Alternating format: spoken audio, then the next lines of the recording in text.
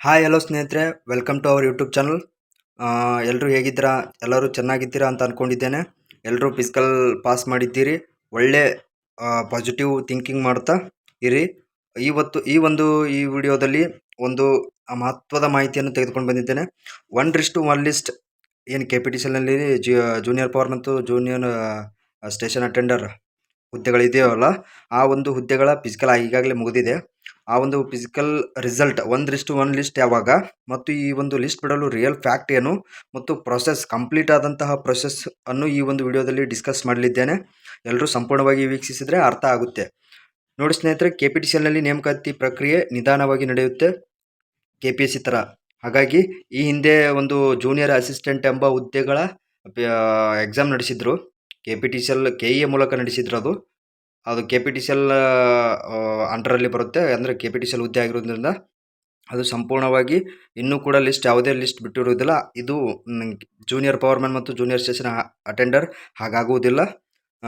ನೋಡಿ ಸ್ನೇಹಿತರೆ, ಈ ಒಂದು ವಿಡಿಯೋದಲ್ಲಿ ಸಂಪೂರ್ಣವಾಗಿ ಈ ಒಂದು ಡೇಟ್ ಯಾವಾಗ ಬರ್ಬೋದು, ರಿಯಲ್ ಫ್ಯಾಕ್ಟ್ ಏನು, ಪ್ರೊಸೆಸ್ ಏನು ಅಂತ ತಿಳಿಸ್ಕೊಡ್ತೇನೆ. ನೋಡಿ, ಎಲ್ಲರೂ ಈ ವಿಡಿಯೋ ನೋಡಿ ಡಿಸೈಡ್ ಮಾಡಿ. ನೋಡಿ ಸ್ನೇಹಿತರೆ, ಯಾವುದೇ ಫಿಸಿಕಲ್ ಆಗಲಿ, ಉದಾಹರಣೆಗೆ ಪೊಲೀಸ್ ಆಗಿರ್ಬೋದು, ಫಾರೆಸ್ಟ್ ಡಿಪಾರ್ಟ್ಮೆಂಟ್ ಆಗಿರ್ಬೋದು, KPTCL ಆಗಿರ್ಬೋದು, ಲೈನ್ಮ್ಯಾನ್ ಆಗಿರ್ಬೋದು, ಯಾವುದೇ ಡಿಪಾರ್ಟ್ಮೆಂಟ್ ಎಕ್ಸಾಮ್ಗಳಾಗಿರ್ಬೋದು, ಹುದ್ದೆಗಳಾಗಿರ್ಬೋದು, ಯಾವುದೇ ಹುದ್ದೆಗಳಾಗಿರ್ಬೋದು, ಈ ಒಂದು ಫಿಸಿಕಲ್ ಎಕ್ಸಾಮ್ ಹುದ್ದೆಗಳಾಗಿರ್ಬೋದು, ಫಿಸಿಕಲ್ ಆದ ನಂತರ ಸುಮಾರು 2 ರಿಂದ 3 ತಿಂಗಳು ಸಾಮಾನ್ಯವಾಗಿ ತೆಗೆದುಕೊಳ್ಳುತ್ತೆ.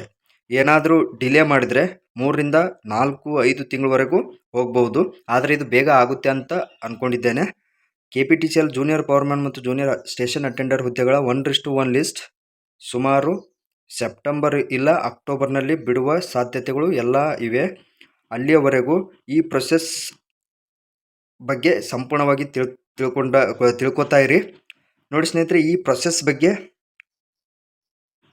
ಬಗ್ಗೆ ಹೇಳೋದಾದರೆ ಹೇಗೆ ನಡೆಯುತ್ತೆ ಅಂದರೆ, ಮೊದಲು ಫಿಸಿಕಲ್ ಟೆಸ್ಟ್ ಕಂಪ್ಲೀಟ್ ಆಗಿದ ನಂತರ ಎಲ್ಲ ಮಾಹಿತಿ, ನಿಮ್ಮ ಫಿಸಿಕಲ್ ಕಂಪ್ಲೀಟ್ ಆದ ನಂತರ ನಿಮ್ಮ ಎಲ್ಲ ಮಾಹಿತಿ ನಿಮ್ಮ ನೇಮಕಾತಿ ಪ್ರಾಧಿಕಾರಕ್ಕೆ ಹೋಗುತ್ತೆ. ಆ ಒಂದು ನಿಮ್ಮ ಮಾಹಿತಿ ನೇಮಕಾತಿ ಪ್ರಾಧಿಕಾರಕ್ಕೆ ಹೋದ ನಂತರ, ಅಂದರೆ ನಿಮ್ಮ ಕಂಪನಿಗೆ, ಹೆಡ್ ಕ್ವಾರ್ಟರ್ಗೆ, ನಿಮ್ಮ ಕಚೇರಿಗೆ ಹೋದ ನಂತರ ನೇಮಕಾತಿಯ ನಿಯಮಾವಳಿಗಳು ಪಾಲನೆ ಆಗುತ್ತವೆ. ಹೇಗೆಂದರೆ, ನಿಮ್ಮ ಮೀಸಲಾತಿಗಳೇ ಆಗಿರ್ಬೋದು, ನಿಮ್ಮ ಸ್ಕೋರ್ ಆಗಿರ್ಬೋದು, ಮತ್ತು ನಿಮ್ಮ ಡಾಕ್ಯುಮೆಂಟ್ಸ್ ಪರಿಶೀಲನೆ ಆಗಿರ್ಬೋದು, ಇವೆಲ್ಲ ಇನ್ನೊಮ್ಮೆ ಪರಿಶೀಲನೆ ಮಾಡ್ತಾರೆ. ಇದಾದ ನಂತರ ಲಿಸ್ಟ್ ಬಿಡೋದು ಸ್ಟಾರ್ಟ್ ಆಗುವುದು. ಅಂದರೆ ಲಿಸ್ಟ್ ರೆಡಿ ಆಗಲು ಸ್ಟಾರ್ಟ್ ಆಗುತ್ತೆ.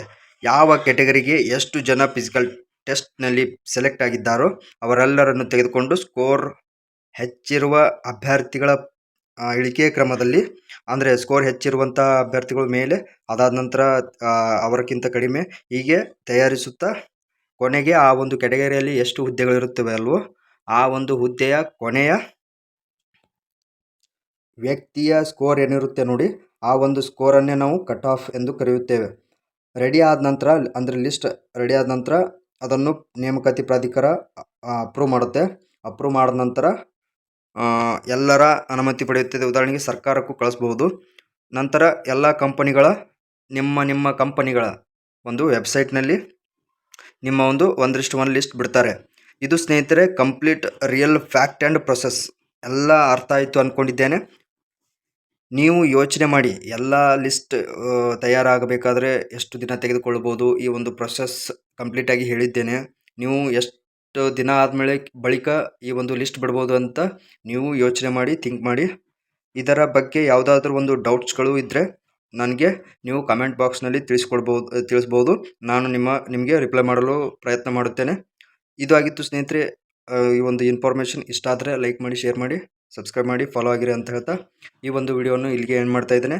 ಏನಾದರೂ ಡೌಟ್ಸ್ ಇದ್ದರೆ ಕಮೆಂಟ್ ಮಾಡಿ ಅಂತ ಹೇಳ್ತಾ, ಜೈ ಹಿಂದ್, ಜೈ ಕರ್ನಾಟಕ ಮಾತೆ.